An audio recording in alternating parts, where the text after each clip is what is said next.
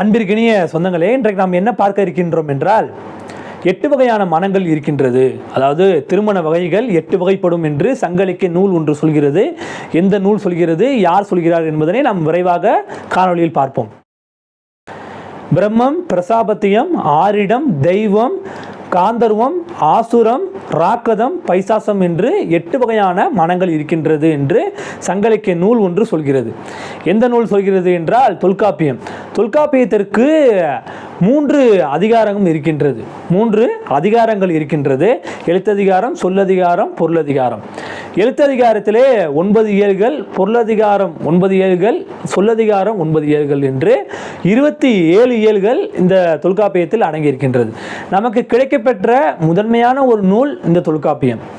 இப்போ இந்த 8 வகையான மனங்கள், இந்த பிரம்மம் அப்படின்னா அறநிலை, பிரசாபத்தியம் அப்படின்னா ஒப்பு, அதே மாதிரி ஆரிடம் அப்படின்னா பொருள்கோள், தெய்வம் அப்படின்னா தெய்வத்தையே குறிக்கிறது, காந்தர்வம் அப்படின்னா யாழர் கூட்டத்தை குறிக்கிறது, ஆசுரம் அப்படின்னா அரும் பொருள் வினையை குறிக்கிறது, ராக்கதம் அப்படின்னா ராக்கதத்தை குறிக்கிறது, பைசாசம் அப்படின்னா பேய்நிலையை குறிக்கிறது. இந்த 8 வகையான மனங்களையும் 2 வகையில் அடக்குகிறார்கள். அதாவது கைக்கிளை, பெருந்திணை. கைக்கிளை என்றால் ஒருதலை காதல், பெருந்திணை என்றால் பொருந்தா காமம். கைக்கிளை அப்படின்னா அதில் பார்த்தோம் அப்படின்னா அதில் 3 வகையான மனங்கள் இருக்கின்றது. கைக்கிளையில் 3 வகையான மனங்கள் இருக்கின்றது. ஆசுரம், ராக்கதம், பைசாசம் என்று 3 வகையான மனங்கள் இருக்கின்றது. பெருந்திணை, இந்த பொருந்தா காமத்தில் 4 வகையான மனங்கள் இருக்கின்றது.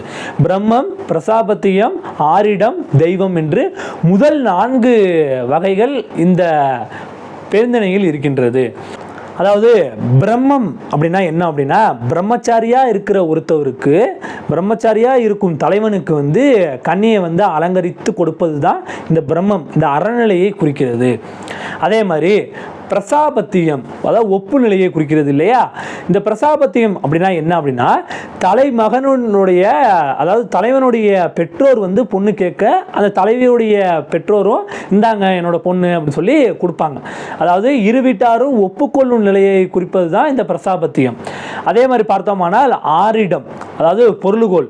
தலைவன்கிட்ட இருந்து ஆடு, மாடு, பசு, காளை என்று பொருளை வாங்கி கொண்டு, அவன்கிட்ட இருந்து செல்வங்களை வாங்கி கொண்டு பொண்ணை கொடுப்பது தான் இந்த ஆரிடம். தெய்வம் தெய்வ நிலையை குறிக்கிறது. அதாவது தெய்வ நிலையை பார்த்தோமானால் வேள்வி ஆசிரியருக்கு பொண்ணை கொடுப்பது தான் இந்த தெய்வ நிலையை குறிக்கிறது. இந்த காந்தர்வத்தை பார்த்தோமானால் யாழர் கூட்டத்தை குறிக்கிறது.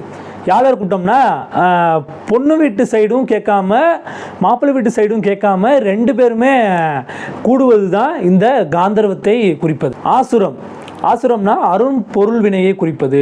அரும் பொருள் வினைனா பெண்ணு வீட்டு சைட்லேருந்து கேட்குறத வாங்கி கொடுக்கணும், அதே மாதிரி அவங்களுடைய சுற்றத்தாருக்கும் கேட்பதை நிறைவேற்றி கொடுப்பது தான் இந்த ஆசுரம். அப்படி செஞ்சு கொடுத்துட்டோம் அப்படின்னா அவங்க பொண்ணை தலைவனுக்கு கொடுத்துருவாங்க. இதுதான் ஆசுரம்.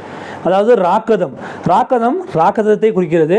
இதில் பார்த்தீங்கன்னா பொண்ணுக்கும் விருப்பம் இருக்காது, பொண்ணுடைய பெற்றோருக்கும் விருப்பம் இருக்காது. இதுதான் ராக்கதம். பைசாசம், உறங்கும் பெண்ணிடம் தவறாக நடந்து கொள்வது தான் இந்த பைசாசம், இந்த பேய்நிலையை குறிக்கிறது.